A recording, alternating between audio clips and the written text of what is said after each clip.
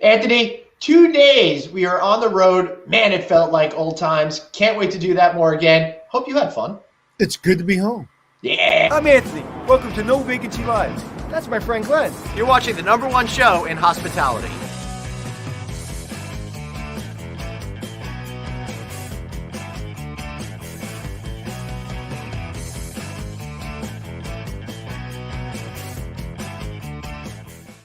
Hey everybody, welcome to No Vacancy Live. Anthony Melchiori right over there, suffering from yellow jaundice today, but we're sure, his liver will get better. He'll be better. I'm Glenn Hausman, of course. Welcome to the show. Anthony, as I was saying, man, that was so great. A show in the heart of Times Square, not a fake background like I have here today, then another one at the Pierre. You know what the most interesting thing about the whole Times Square thing, and it wasn't the Naked Cowboy? The gentleman we were speaking with, the interim president of the Times Square Alliance, was an inspector. I sent a picture to my friend who used to work with him and said, hey, Tom said that he was a difficult boss to work with, but he says hello. He goes, I don't recognize this guy. Right. He sends me a picture of him 13 years ago. I sent you the picture, right? Total transformation. 200 pounds heavier? Something like that. Whatever it was. It was a complete. I couldn't believe it was the same person. It was amazing. So good for him. Yeah, congratulations, Tom, on your great health outlook. That was a surprise to me. And then the Pierre. Who doesn't love the Pierre? Who doesn't love Francois? His accent, being around him. He just listen. He just sounds smart, even if he isn't, which he is. But if even he wasn't, he'd be like, "Wow, he's a smart guy." Well, it's that European accent. I didn't show you the ballroom of the Pierre, did I? No. All right. So the Pierre Ballroom, they're taking this opportunity, if you watched the show yesterday, to totally reinvent it. But unfortunately, I got stuck having to clean up our gear. I didn't have a chance to go up and check it out, but you did. You want to see it? Yeah, that'd be great. Hold it up to the camera. Let's see what it looks like all blown out. Oh, my God. Wow. Crazy. That's incredible. Right? And you know what? Talking about reinventing spaces with design. And Anthony, I think that is the perfect segue for us to get into our guest today. What do you say about that? I think that's a good idea. Michael Suomi of Suomi Design Works is joining us once again. Michael, you were such a big hit last time. I know it took a little while, but we needed to get you back. He was here with us last summer when we were still early-ish in the COVID crisis. During that time, Michael, we talked an awful lot about how people are dealing with the now. But I'm looking forward to today to talking to you about the future. Our show has really become one of positivity and shining a bright light on what we can achieve when we all work together and have success. So welcome back, and I can't wait to hear what you're going to be achieving for your clients. Thank you for having me, Glenn and Anthony. It's great to be back. And I can't tell you how much I want to get back on the road and start visiting with my clients and going to see the projects that I'm working on. I've done a little bit of traveling since you guys last talked to me, but now I've got a big plan for really hitting it like it used to be. Michael, as they say in Brooklyn, screw you and your background. Yeah. I was so inspired by your show 2 days ago from Times Square that I felt like I had to go outside and do it from my backyard. What? I can go outside too. I got a nice pool back there too. But heard.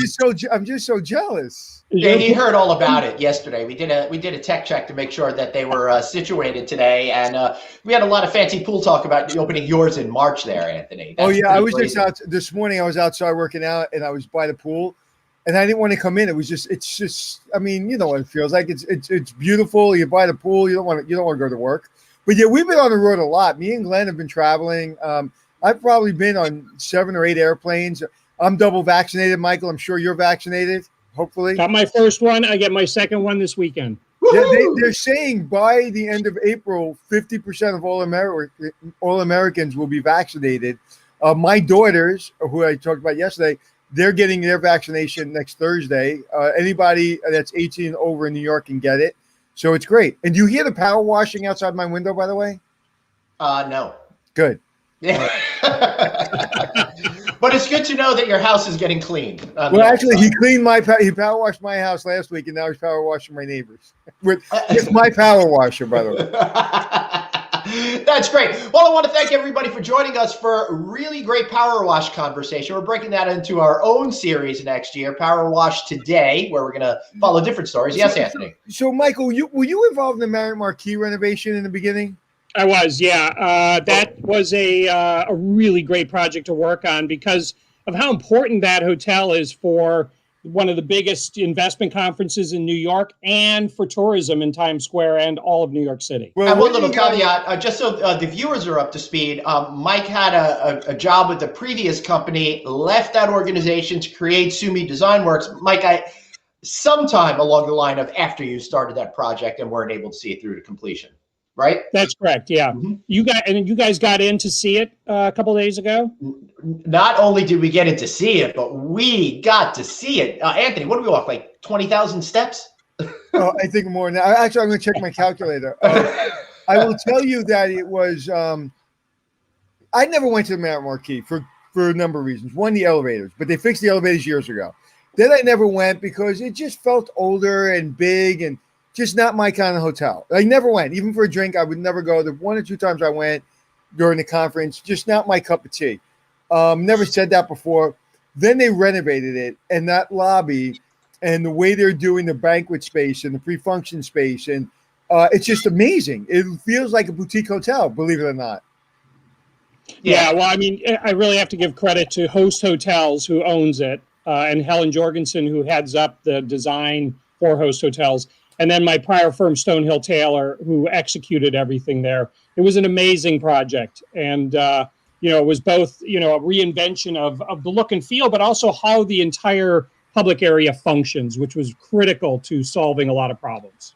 That is an important point to make because this hotel opened in, Anthony, what did we say it was, 1986? 1985. 1985. All right, so I was around to give or take +1, but it was interesting how things have changed so much that they really decided to reconfigure everything to create that flow there, Michael. They moved the whole registration desk from one side of the building to the other, blew out some space. What were some of the things that they were hoping to achieve with that? And then we'll get into what you're doing now. I think when you arrived in that hotel and went up to that primary floor where all the different public activities happen, it was confusing. It was, you'd see long line to get on into reception on the right. You'd see lines of people trying to get into the bar just behind the elevator core. You'd see areas that were completely underutilized, like the whole round space that faced Times Square was rarely opened in the past. And so, what we did was rework all of those functions so that it's really clear. We're utilizing the spaces more for more day parts and allowing for, one area to be something during the day and a different area at night, and really activating that entire floor. And then above it, expanding the width of the bridge that used to be used for conferences and conventions. So now that's a real sellable event space that overlooks everything below. Which is absolutely amazing, by the way. It was extraordinary to see that view. It was just overwhelming. And you know what overwhelmed me was the budget. The budget wasn't what I thought it would be. For such a big project, the budget was a lot lower than I thought. It's actually the same price as the ballroom at the Pierre. Well, I mean, Host as an owner really knows how to get value out of their renovations and construction. Did you do the rooms as well? No, that was a different firm that did the rooms. Who did they were in progress when we started at Stonehill. Who was the designer for the rooms? Do you know? It was Kraus Sawyer, which I think is now just Tracy Sawyer's firm in New York City. Mm-hmm. Okay, but yeah, I tell you, it was. We walked a lot of steps, and with George, who's the ambassador. I'm sure while you were there, you met George. The guy is unbelievable. He knows everybody in the world. The National Guard was actually staying there while we were there and was really a big reason the Marriott never closed. And if the Marriott closed, I think the city would have really felt. I mean, it felt bad 8 months ago, but I think the Marriott closes and Broadway was enough. I think the Marriott would have dealt a death blow to us. And what's interesting, Michael, is they felt that responsibility. We were talking with Sal, the number 2 guy in the hotel, and George, who's done a great job of creating his own type of position that puts him up there in the 1 or 2 spot as well. And they were like, they understood the symbolism of what would happen if they closed that hotel, what it would mean, not just for New York City, but the entire perception of the country and our entire industry. And I think that they left that property open and lost a lot of money on it just to keep the spirits up, which is absolutely an amazing thing. Yeah, I think it's arguably the biggest hotel in New York City, and definitely one of the highest profile hotels. And it's the most important. It's the most important hotel in New York City. Yeah. So, you know, I was there 3 weeks ago. I went on a tour all around the city, and it was, you know, I felt really good about where the city is going. There was a lot open. There was a lot more tourist activity, especially down in Soho, than I expected. But I did still see a lot of hotels that are closed right now.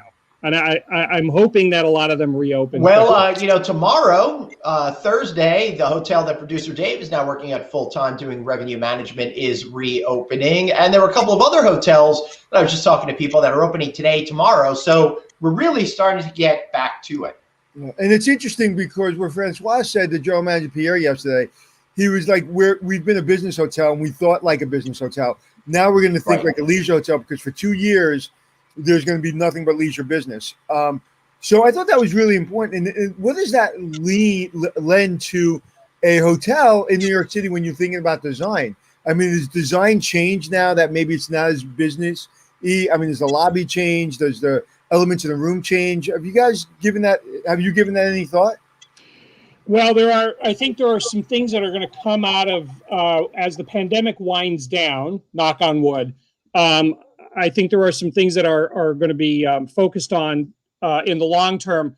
I think having more of a focus on the guest as an individual, you know, like when I was traveling during the pandemic, I would get called by the general manager or by somebody at the hotel asking what time I was going to arrive. And that was really nice. That gets to the core of hospitality. They're doing it so that they could space out when arrivals were occurring. But I think some of that personal touch is going to carry forward. Also, just having more space for everybody, I think, is another important factor in the design process going forward. And then the third thing is an eye towards how service is handled in the hotel. How can it become touchless? I think, you know, this last week we saw Marriott make a big announcement about touchless check-in, and that's playing a big part in some of the design work that we're doing right now. And that's really important when you think about that. How to meet the needs of tomorrow with the situations of today without creating a situation, Michael, that all of that seems heavy and onerous for a post-COVID period. So something that might make sense in 2021 might not make sense in 2023, right? Yeah. Yeah. All right. So I want to apologize to everybody out there that's listening in our audio feed today because we're about to get into some really visual podcasts. And if you are watching the video show and you don't know about our audio feed, be sure to check out No Vacancy with Glenn Hausman, checking in with Anthony and Glenn too. Podcast feeds to choose from. Lots of great audio content every day on there. Today we're going to be focusing on visuals. Anthony's back. Glad we brought you back in because he looks as blurry as I feel. But you know, one of the things I wanted to ask, I want to go back a little bit. I don't know what's going on with my camera today, but what I want to go back to is what Marriott is done in New York City is implement a new check-in process. What is the difference between that? I think you just mentioned it. That's why I'm bringing it up. What's the difference between that check-in process and the regular kiosk? I didn't understand. I think one of the bigger differences is that you've probably seen this in a couple of hotels. You remember when Yotel opened in New York? Sure. And you could go and check yourself in, and it would spit out a card, and that was your key card to get into the room. Sure. That's the biggest difference in my mind, because there are very few hotels that had a system that actually delivered the card to you without a staff member being, involved in the transaction. Yeah, but mobile check-in does that with your phone, right? Mobile check-in does that with your phone, but that's for hotels that has direct-to-room mobile check-in.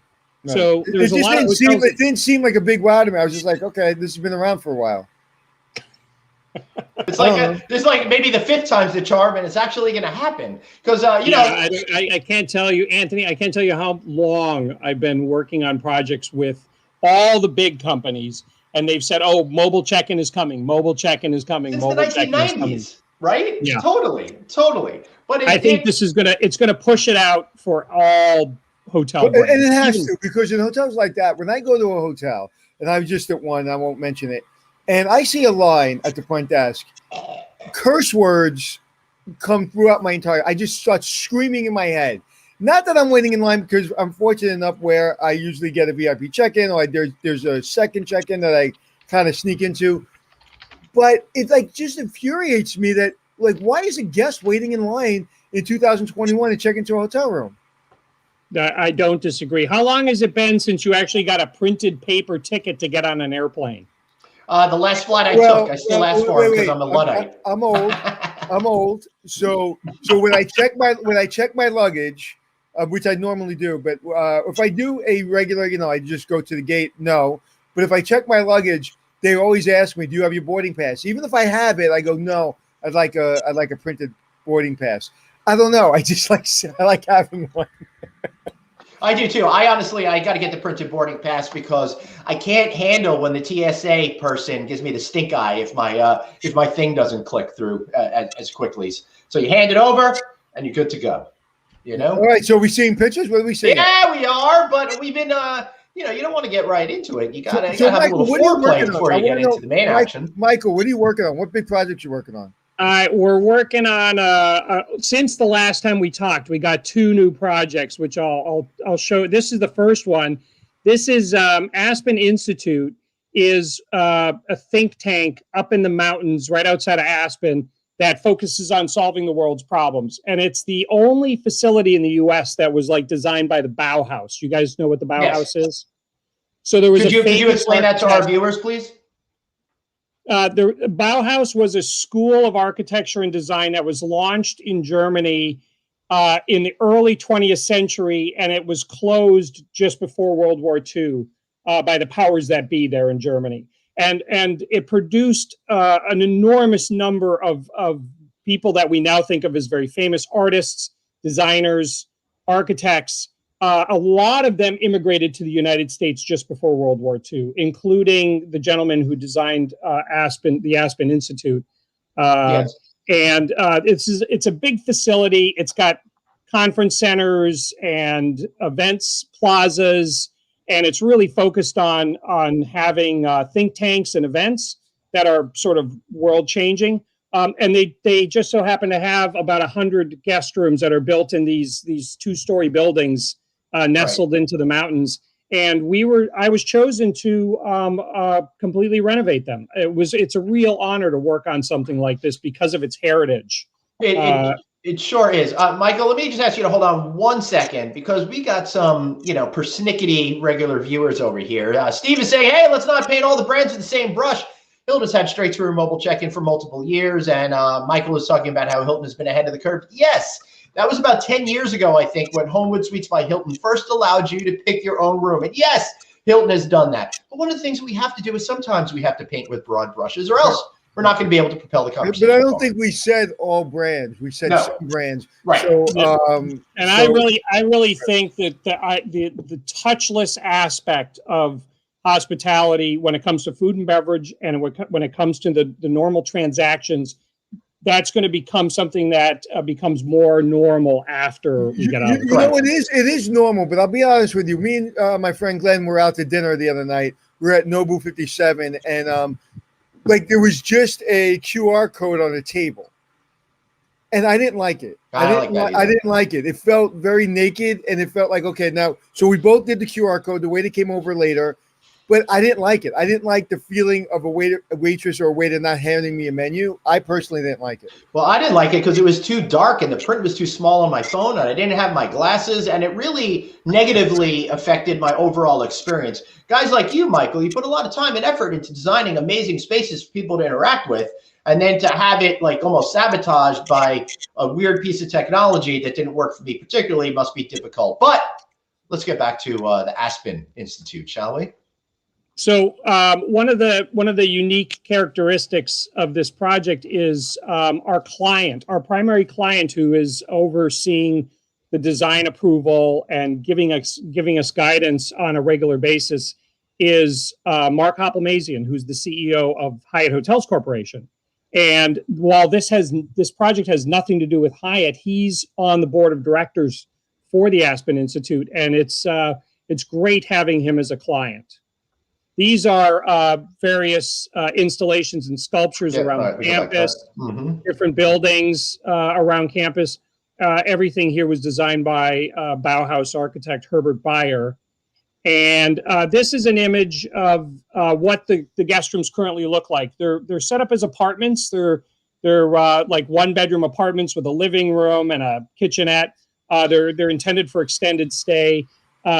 What's really wonderful about them is the amount of glass, and every one of them has an outdoor terrace, at least one outdoor terrace. So you're always connected to that beautiful Aspen environment around you. I was going to say you have a lot to work with. I mean you have a lot to work with. That room needs a renovation, but it's a tremendous space.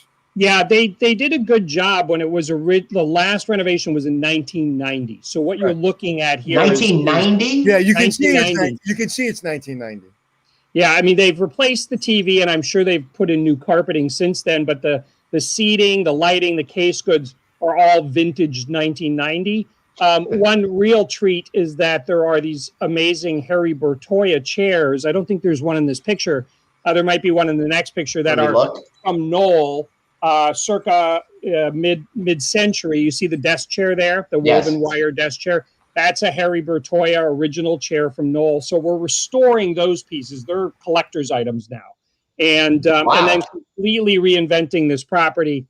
And we're doing it based on the design philosophies of the Bauhaus, which are really rooted in understanding the context and the environment, and also carrying the architectural lines of the building through the design of the furniture and the finishes inside the space. You know what I love about what you're saying is the enthusiasm in what you're saying.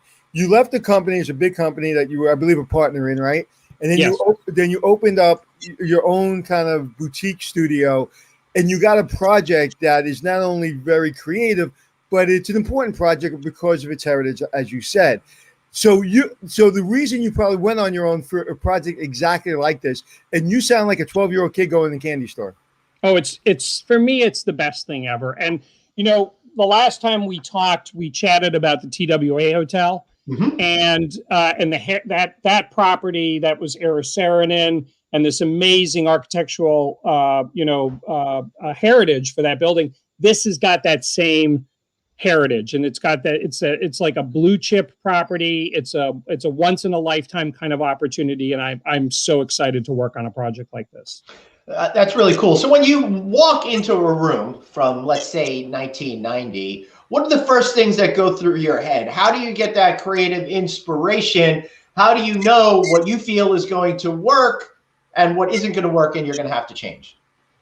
Well, similar to the TWA Hotel, there are so many stories that already exist with this kind of a property. A place like the Pierre, for example, which has a long history. There are so many stories that are inside the walls that are about the guests and about events that happened there and famous people that stayed there, and the Algonquin, which we talked a lot about last time. That's all baked in. So for a project like this that comes out of the Bauhaus School by one of its, original founders of the Bauhaus School, it's hosted world leaders and world-class events. Over the years, they've had art installations by world-famous artists and new buildings designed by really world-famous architects. We're pulling from within the property. So everything that we're pulling is coming from within the original story. And when you go into a space like that, you're showing the guest room from 1990, I have to go in there with an eye towards what are the bones of the space? Right. What are the amazing features of the space if we take everything out of here? And how do we play that up?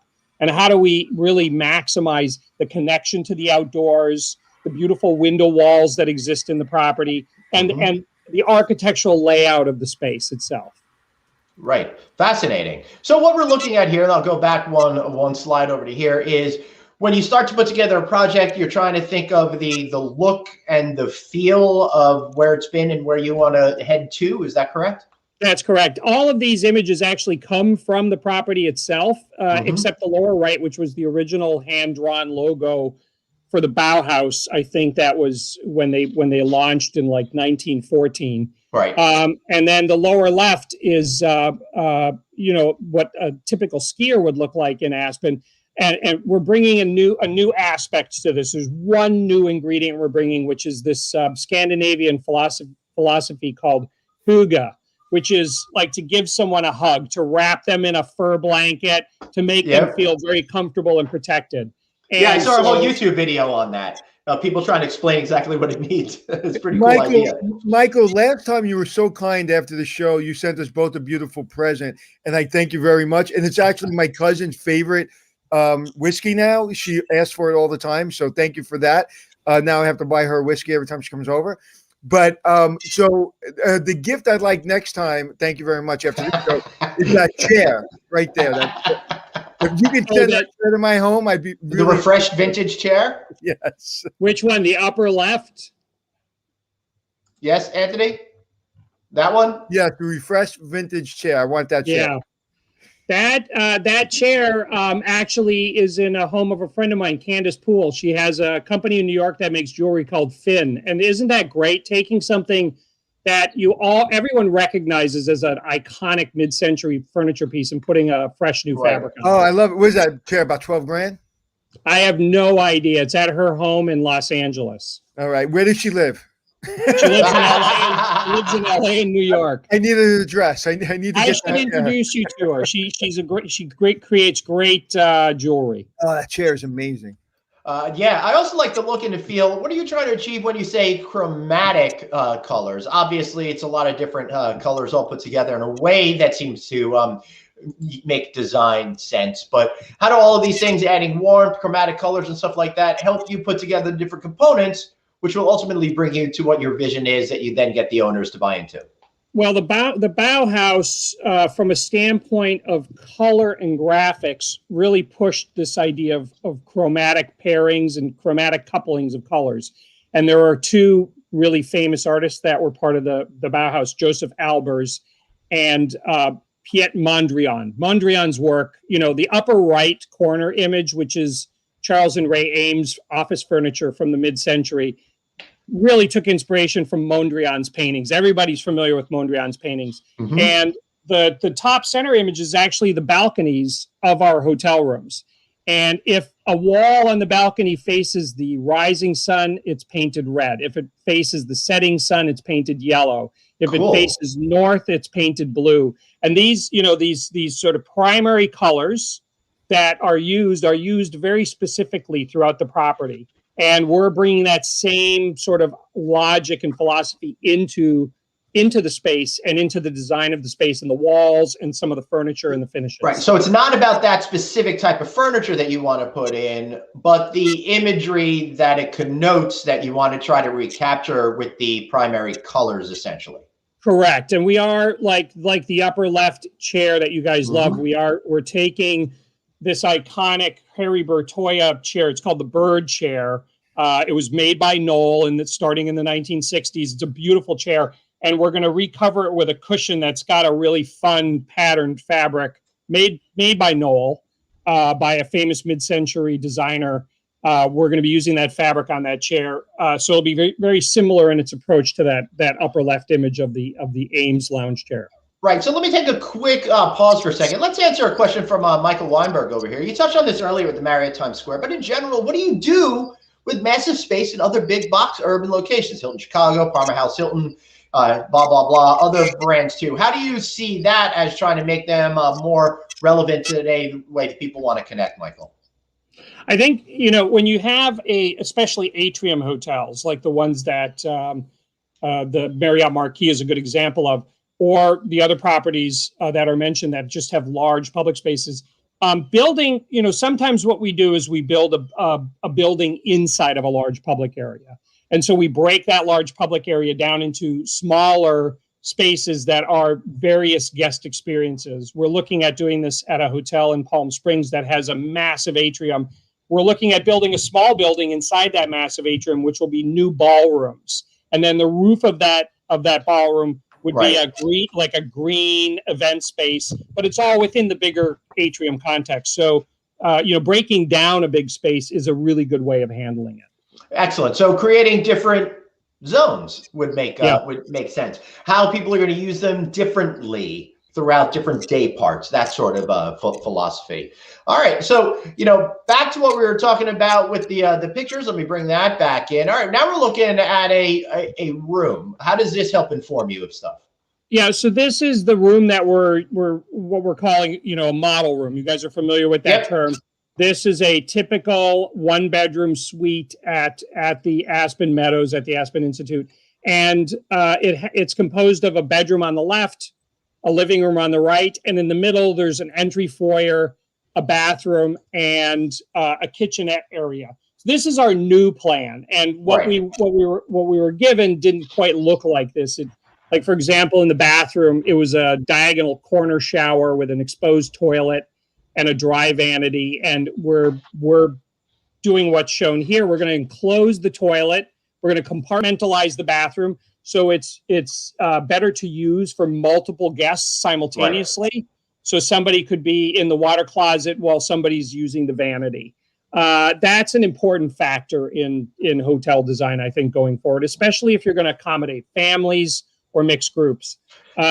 We're taking what was a very sort of functional kitchenette, and we're turning it into a wonderful little library bar area with a sitting area in this bay window that projects out of the side of the building. Right. You see that sort of gridded element. That's going to be like a big bench. Mm-hmm. We're taking our inspiration from the Mies van der Rohe bench, the one that everyone's seen that's like black leather with the chrome legs.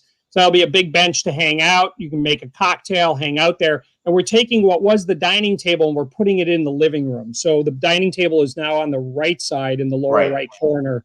And that's a place to work and eat. And it's again pushed right to the outside. It's adjacent to an outdoor terrace.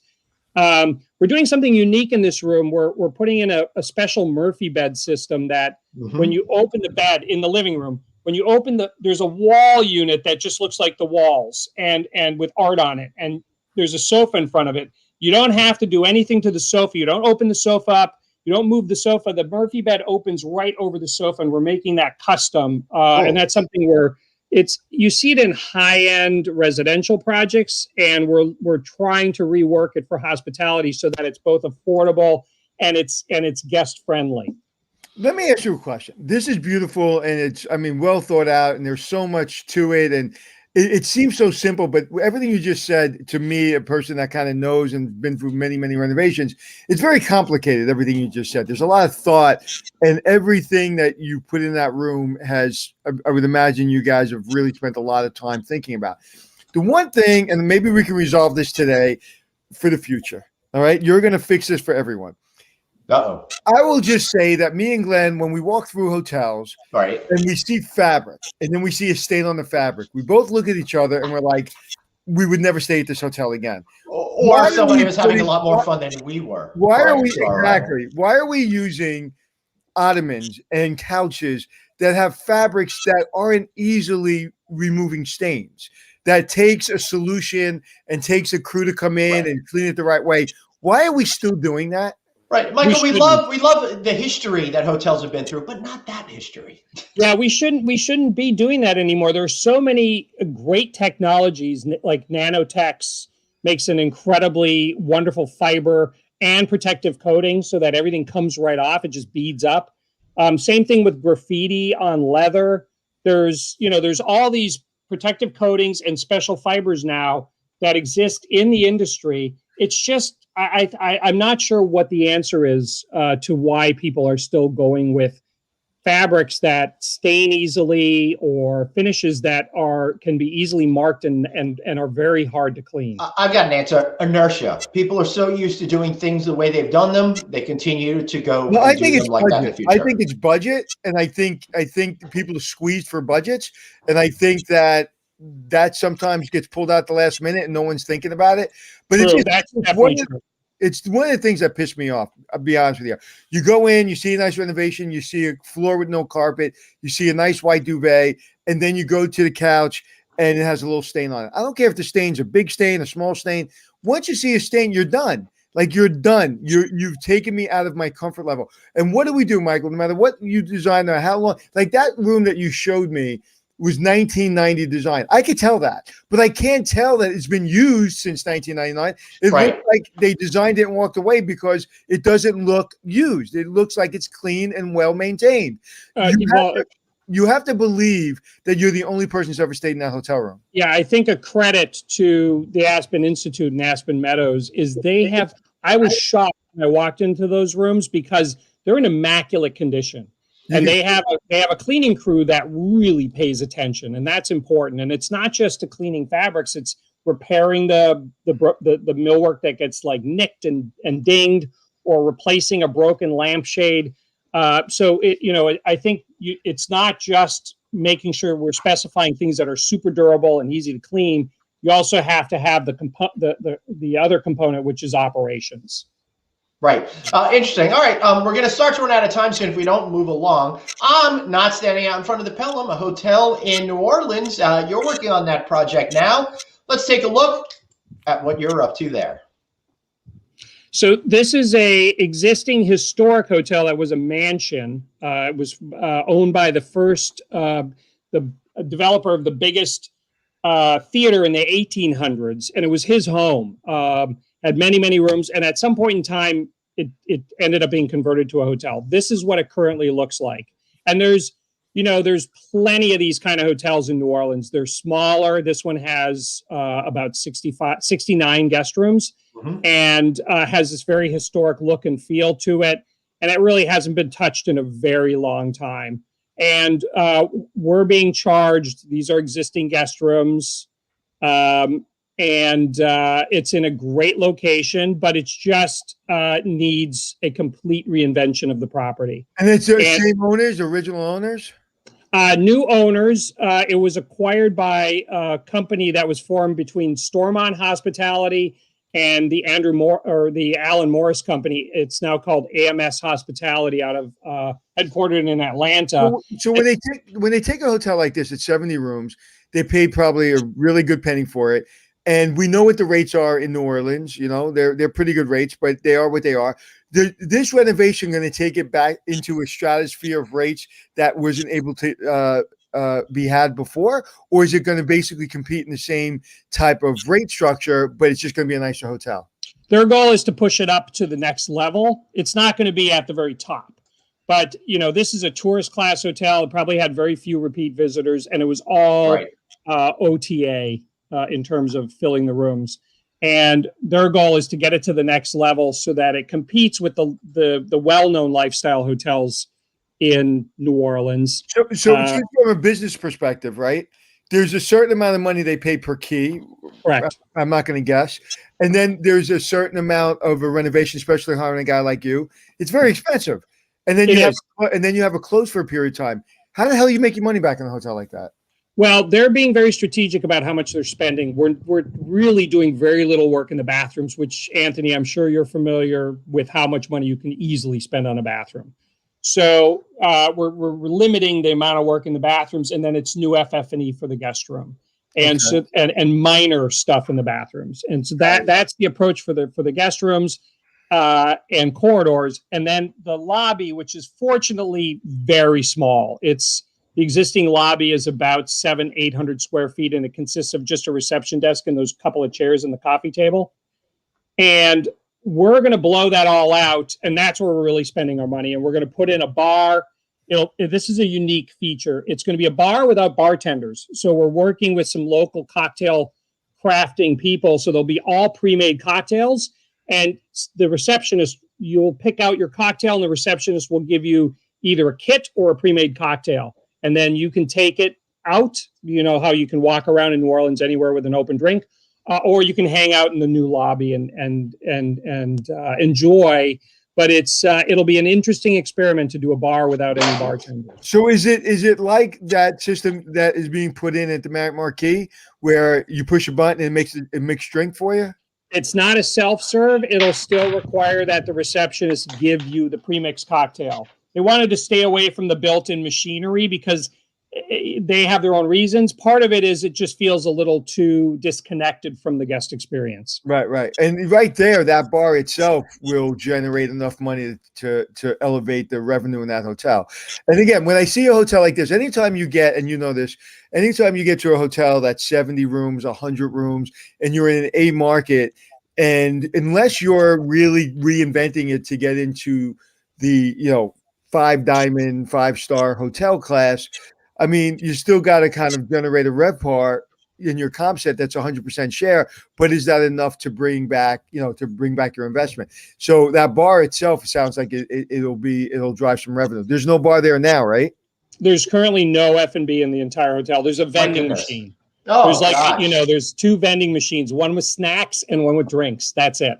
Oh. So we want to take that idea of being able to have the ability to get F&B 24/7, and how do you do it with limited staff, but it still feels very personalized.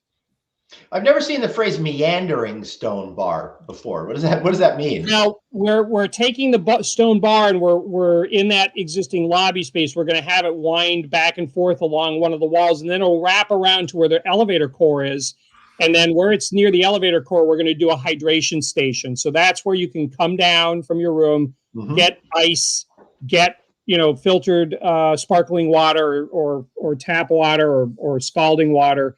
And so that bar will kind of define all of the entry and public experiences as it winds through the entry. Michael, this is the time of the show where I ask you a question that has nothing to do with what we're talking about.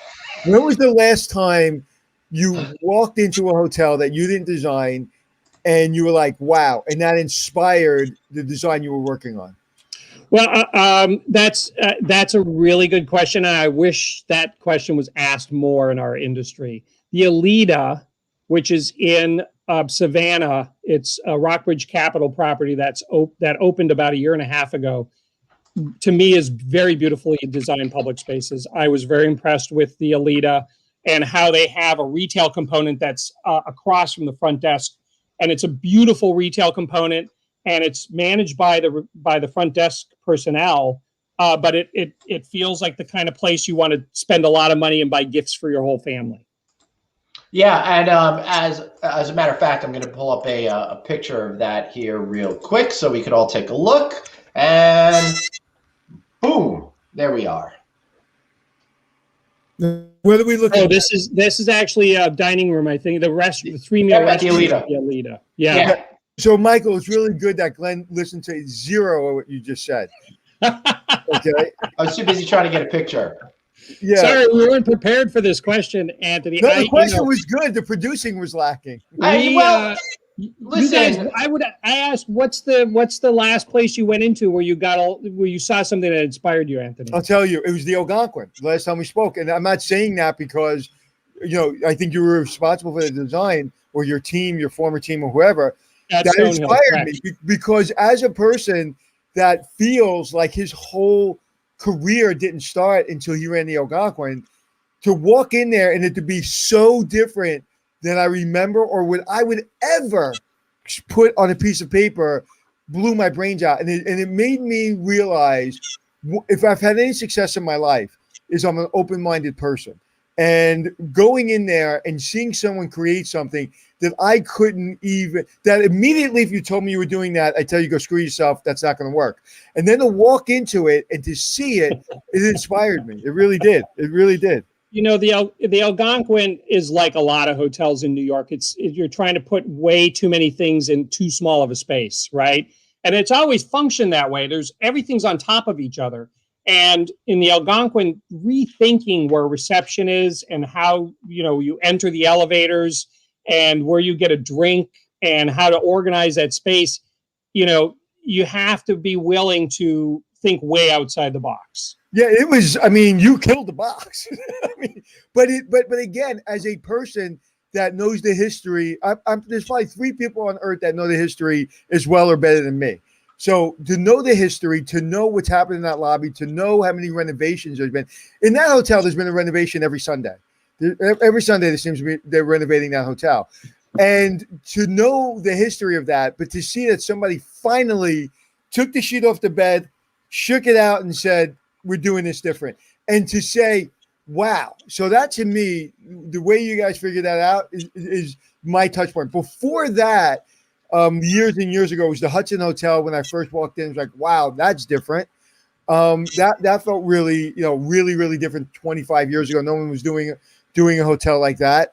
And also these limited service hotels, whether it be the Holiday Inn Express, the Hamptons, the Marriott.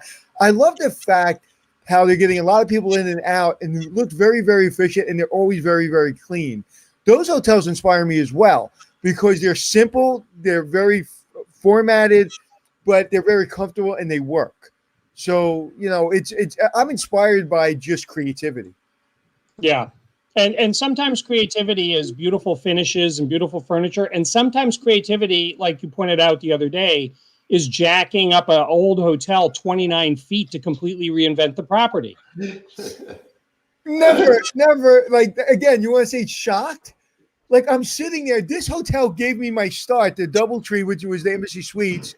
Like, I go turn around to see if it's open, and they're bringing it down floor by floor. So then at first I'm like, oh, wait, they're just gutting out the skin of the building, and they're going to give it a new skin, and they're going to do something. But then I realized 47 floors is now like 10 floors, and there looks like there's no chaos going on in Times Square, but they're taking down a tower in the middle of Times Square, like piece by piece, quietly, and like no one even knows it's coming down. It literally, and then jacking up 29 feet, a theater that's been there forever. Blew my brains out. Yeah, tune into Monday's show. Take a rewatch of that if you want to hear a good 45 minutes of jacking up talk from Anthony. It's really cool to hear all about that. Michael, before we continue, we've got one quick question coming for you. What wellness elements are you introducing? Maybe you could use this hotel or another one as an example. You mentioned last time a mirror with UV to sanitize vanities. Yeah, there is a manufacturer of mirrors that we've been talking with about this using UV light built into the mirrors, which is something that is common in the healthcare environment. That's probably going to make its way into hospitality. In terms of other healthcare related issues, there's also that idea of surfaces that kill germs on contact already. And those are widely used in hospitals. Mm-hmm. And I think some of that will come into hospitality, but I think more so it'll be a more of a focus on using non-porous, easy to clean surfaces, especially in bathrooms and in areas that are food and beverage related. Porcelanosa has a product that they have in healthcare that they're bringing into the hospitality business that they showed me when I was in Spain that literally blew my brains out. So, and are you seeing when you're sitting down with people for future projects, are they saying, okay, we've got to make sure we're COVID proof or we're pandemic proof? Or is that conversation not even coming up anymore?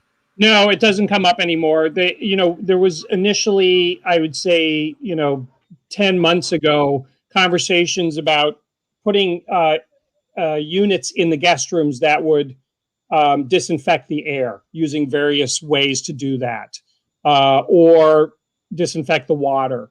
We're not having those conversations anymore. I think, the conversations are more about durability, how to make, how to create guest touch points that are safer, whether that means a wider front desk so that there's a little more distance between you, or, having furniture that's more spaced out in the lobby, or rethinking how guest rooms are cleaned and made up. Right. So speaking of guest rooms, let's get back to this. This is how you're thinking about the guest room. So how do you introduce that modern design with thinking about the operational viability of each individual room to get down to that housekeeping level? Well, I think one of the critical factors of that is not over furnishing the rooms, putting in the pieces that are meaningful to the guests, right, and have a real purpose, but giving the guests enough space so that it's easy for them to move through the room. They feel spacious, mm-hmm, and there's nothing extraneous. That's the other thing, is just cutting things out that, you don't really need. Like you had said, an extra ottoman. How often do you sit on an ottoman in a guest room? Right. So, that would be never. That's important. For this property, we want to bring in things that feel very handcrafted and link back to the history of the hotel and the location. But we're doing it with very durable materials. We're doing it with stone and metals. And then, we'd love to use leather, but from a standpoint of cleanability and durability, we're using the high-end vinyls that look like leathers. Right. Interesting. All right, let's just keep moving. So now this is how you're thinking about lobby elevations. Yeah, so that lobby shot you saw earlier on, we're going to reinvent that as this like a beautiful little seating area with just a handful of tables, right? And then on the opposite wall where reception is will be this beautiful stone bar. And then there'll be a display of the pre-made cocktails in the back bar that all come in beautiful bottles with wax seals. And then you'll get a glass that you can take out and wander around New Orleans with for your cocktail. And then these are just some of the elevations of the guest room. One of the things that's really inexpensive that can help redefine a guest room is paint. And so we've got weird ceiling heights throughout, and we're going to break with a horizontal line around the room. We'll break it so that we have a bright color above and a beautiful sort of warm, cozy color below. So what color is the color you're using below in the bedroom? It's a very warm gray. I could send you the actual Benjamin Moore. Don't please, because my wife just picked that for our house, and I don't like warm grays, but apparently I'm going for a really nice light yellow to my entire house being warm gray. So apparently that sounds like you're coming out of the 1990s, Anthony, and moving into the 2020s. Well, that's what she said. That's exactly what she said. I said, since when did you become the paint trender? That's really funny. All right, before we move on to the last project that we're going to focus on today, Kevin Sanders is asking, hey, are you seeing any key urban hotels being converted to condos, multifamily projects? You even have a handle on that there, Michael? Well, you guys can add to this, but, in New York City, which is my home, it's your home, highest and best use. Have you guys ever heard of that before? Highest and best use? Yeah. So I think in certain parts of the city, like Midtown, the highest and best use may no longer be tourist class hotels. Highest and best use for some buildings may be residential. I mean, residential has always been in short supply in Manhattan, especially in certain parts of Manhattan. And so, back after 9/11, when I was in New York, we were converting hotels to offices. I remember like the Schrager back then owned the Empire Hotel on the Upper West Side, near Lincoln Center. Yeah. That was being converted to offices after 9/11. And that was just because of highest and best use. Now it's a hotel again. Yeah, but if you say it's a hotel, I was actually involved in that kind of, I almost got involved there. But it's a hotel today. Yeah. Yeah. So, and after the last recession, we were converting some rental residential buildings that were in Midtown Manhattan. We were converting them to hotels. And I think we may see that pendulum swing back the other way again. I think we will. I don't know. I think I see people wanting to go into condos and apartments, and then before they really pull the trigger, they go back into hotels. Hotels in New York City, once the economy is back, they just make a lot of money. Unless you have a 150 room hotel that has a lot of food and beverage, and there's a Union hotel, it's really hard to make money in New York City. But, it is. So there's a lot of different, especially those hotels that are in that situation. I can see it being used for apartments, but I don't know. It's always tough to see a hotel turn because, I hate to see a hotel turned into an apartment building. I guess it's just a personal a failure. It can be painful. Almost feel like it failed. Another direction, and I can talk about this because it's finished. When I was at Stonehill, we converted multiple floors of the New York Hilton, which is another one of the biggest hotels in New York. We converted multiple hotels into Hilton timeshare apartments. Right. And including the very top of the building and a bunch of intermediate floors. And 3-4 years ago, we were also asked to look at two other biggest hotels in New York. I can't name them, of course, but look at them with an eye towards timeshare conversion for parts of those hotels. Did you ever get involved in the Waldorf renovation? Years and years ago, I was asked to come in and take a look at Oscars and making Oscars more of a sort of a guest-focused, self-serve kind of bakery. grab and go place. And then also long time ago, I worked with the late gentleman named Raymond Visson. He launched something called Buddha Bar. Do you guys remember Buddha Bar? Yeah, I do. Yeah, and so I was friends with Raymond. He passed away about 6 years ago. I was friends with Raymond. I had done some Buddha Bar work with him, and I did Little Buddha in Vegas with him at the Palms and a couple of other projects. And he and I went and we had a series of meetings back then with the Waldorf about putting a Buddha Bar on top of one of the lower towers of the Waldorf. There was a rooftop area that we could have built a sort of a glass enclosed F&B venue up there. That would have been amazing. Yeah. Now we're starting to run real low on time, but we got to look at this one. Taking this building that has been beaten. Yeah, you showed us this building last time. Yeah, yes, so I wanted to show you the update. We're almost finished with the model rooms. We've got some great renderings. This is the kind of spaces we're dealing with. They're gorgeous spaces that have this inherent, beautiful, very muscular construction of concrete and brick. And we're transforming this building into a hotel and a social club. This is in Asheville.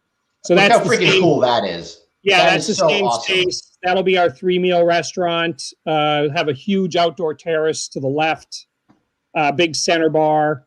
Michael, I'm struck by, first of all, how does your imagination work to turn this into this?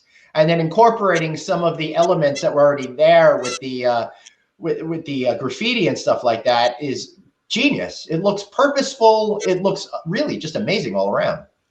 Well, I think it's just being sensitive to what the existing context is in the building itself. The building is so beautiful. It's like TWA. The building was so beautiful. You don't want to do something that's going to hide that in any way. Michael, I got to be honest with you. Go back there, please. You said, when's the last time I was inspired? This almost brings me to tears. This is so, and I'll tell you why, because I've just seen, first of all, I love the word you use, muscular, that it's so muscular. And then you're like he said, what inspired you to do it that way? It's almost, to me, it's like stopping yourself from being inspired. It's almost like stop making it something it doesn't want to be. One of the things I talk about to nauseam is I talk to the walls of the Algonquin. I talk to the walls of hotels. I say, what do you want to be? Tell me, please tell me. And then I just try to keep my brain calm to let it soak in. And when I see this, to me, what inspired you is the building said, Michael, leave, go home. We'll take care of the design for you. When you come back, it'll be here. That's what, to me, it feels like. It feels so pure. And like the building came to life and said, Michael, we got this. It's literally genius. Well, I don't know about genius, but it is one of the things you're saying, Anthony. Doing a design that feels like it's always meant to have been there, that's really important to me. But but people understand like how hard it is. It looks so simple, but it's so difficult. And God bless you. And the biggest problem is designers want to make something for their friends to see how cool they are. And that room to me really speaks to what it should be. What is this? This is this will be the centerpiece of the lobby of the guest arrival experience. This is it's a 2-story space. It actually has a staircase at the back that will descend down to that restaurant that we were just talking about. I don't smoke pot, but I want to smoke pot in that room. Let's do it. And if you don't want to, I'll do it. We want people to hang out, have a great time. This is going to overlook to the left. To the right will be the reception area. To the left will be you'll go down a half flight of stairs like bleachers into what's during the day like coffee and donuts, and at night becomes a disco. Wait, coffee and donuts? Yeah, here's that space that is to the left of that big sofa. Where's the coffee and donut shop? Where's the coffee and donut shop? Donut shop, coffee shop, and at night a DJ enters that copper ball and it opens up and it becomes a sort of a chill disco. Wow. Wait a second. The reason I'm saying why coffee and donuts is because I may or may not be designing a coffee and donut shop as we speak. Well, having like super late night and then something greasy like donuts in the morning is a really good pairing. Oh my goodness, this is beautiful. This is a secret bar that's hidden in the core of the building on the 5th floor. And guests will only be able to get to it from our rooftop bar. There'll be a mechanical hatch that opens up, and a staircase that descends down into this secret bar that's hidden in the very middle of the building. And if that doesn't work, you can always lease it out to an evil genius or something. Sounds like the perfect lair. Awesome. And our saying, and don't steal this, don't call it a donut. It's a bombolini. Bombolini? I haven't heard that term. That's Italian for a donut. It's bombolina. Don't call it a donut. But do not steal that, Michael. Sounds like you can charge Sounds more like a for challenge. Bombolino than a donut. Oh, yeah. I hope so. So this is the rooftop space. This Activating is the the rooftop space. Yeah, we're overlooking the French Broad River and the grounds of the Biltmore beyond, and it's a great location. It's a fantastic old building. We're super excited to be working on this. And the guest rooms. Yep, this is the King model room.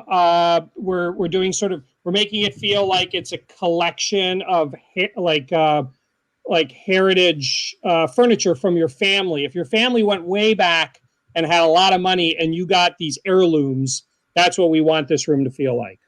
Brilliant. But it also feels brilliant. contemporary. It doesn't feel like when furniture is passed down from generations, it feels old and not me. This communicates with me more as a human being, I think. Yeah. One of the really exciting things that Hatteras Sky is the owner of this project, the developer of this project. We're able to expose all of the concrete ceilings, these old board-formed 100-year-old concrete ceilings in every space, in all the guest rooms and in all the public spaces. When is this going to open? It'll be opening, I think, late 2022. We'd like to do the podcast from the ball over the bar, please. Yeah. Definitely. It'll be set up for it. That'd be freaking awesome.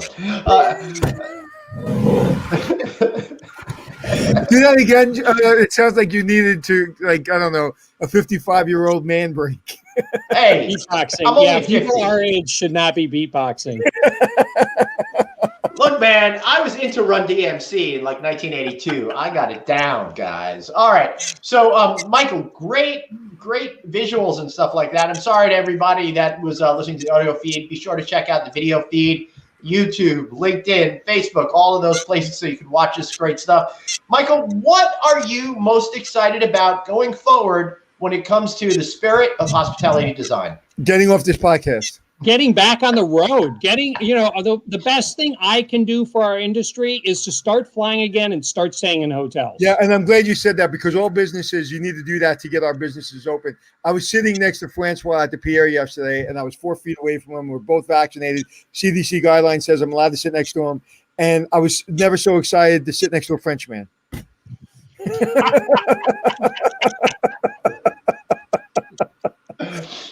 Excellent. Well, you can't make fun of any people but the French anymore. No, Francois, I love you. No, he was great. Luigi, he's half Francois Italian. Olivier Luigi. He's not actually French. He's Corsican. We learned. So we gotta focus on that.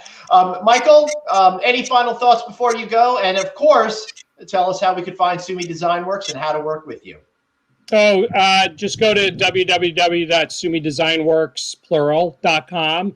And I just want to thank you guys for having me on. And I want to thank all my great clients, Hatteras Sky and Aspen Institute and AMS Hospitality for, trusting us with these amazing opportunities. So after you're on the podcast, now twice, when you go to the convention, you're going to be famous now. People are like, oh, Michael. I'm not going to say that. Let me know if I owe you guys a royalty for every hotel check-in card that I sign. No, it's interesting going to conventions with people like you and Glenn. No one people know me, but they don't care about me. Like you guys are the celebrities when I'm walking through a convention. I'll tell you, I was walking through the design convention, and what was it? Was it a choice convention? Yeah. It was the weirdest thing in the world because what hotel we were in? It was like we were in Mandalay Bay. Yeah, and they were coming out in separate places, but they were funneling into a lobby. And as they're funneling into the lobby, everybody on the design area knew Glenn, and everybody from Choice because they were hiring me for a keynote, and the Indian community loves me because I worked on a lot of their hotels. So it was just so weird. Like, as we're walking in, nobody knew me on this side. Everybody knew me on that side, and vice versa. It's very interesting. It's pretty funny. And Michael is really a superstar at these events because wherever he was working, they put a strong emphasis on being in the mix, being at the lodging conference, being at Alice, NYU, those types of events that really can elevate you within the hospitality community. So smart political move going to all those events there, Michael. Yeah, I wanted to ask you guys, did either of you guys attend the Hospitality Investment Opportunities Conference that was hosted down in Miami a couple weeks ago at the Mandarin? I'm so excited that we're starting to have in-person conferences again. That is really a great sign. We'll be at Hunter in May, so I'm looking forward to. Oh, you will? That. Yeah, I may see you there. Oh, good. Right. Yeah, I got my next vaccine on the 28th of this month, and then I'll be good to go. So I'm really looking forward to that. I'm a vaccinated boy. All right, we'll leave it at that. Michael, thank you so much for being here today, and we'll get you on. We'll get you on again this summer or something like that. Keep it, keep having. Hang out in the green room. Hang out in the green room if you have a minute, Michael. Yeah, just stick around. We'll wrap this up really quick. All right, everybody, thank you so much for being here again. I'm sorry we had such a highly visual show. We're trying to find the balance between audio, video, all of that kind of stuff. So thanks so much. And this week has been so fun, so inspiring. I can't wait to do it all again with you tomorrow, Anthony. I think there's something in my morning shake outside of banana and apple. I think I put some scotch in there because I'm still reeling from that. I said I'm a vaccinated boy. I know. That's usually out of here, buddy. That's the kind of shtick that I do that you never, ever, ever do. I think Anthony's been spending too much time with me lately. All right, everybody, thank you so much for being here. We'll see you right here tomorrow. Same bat time, same bat channel. And until then, remember, you've got one life, so blaze on and be kind to yourself.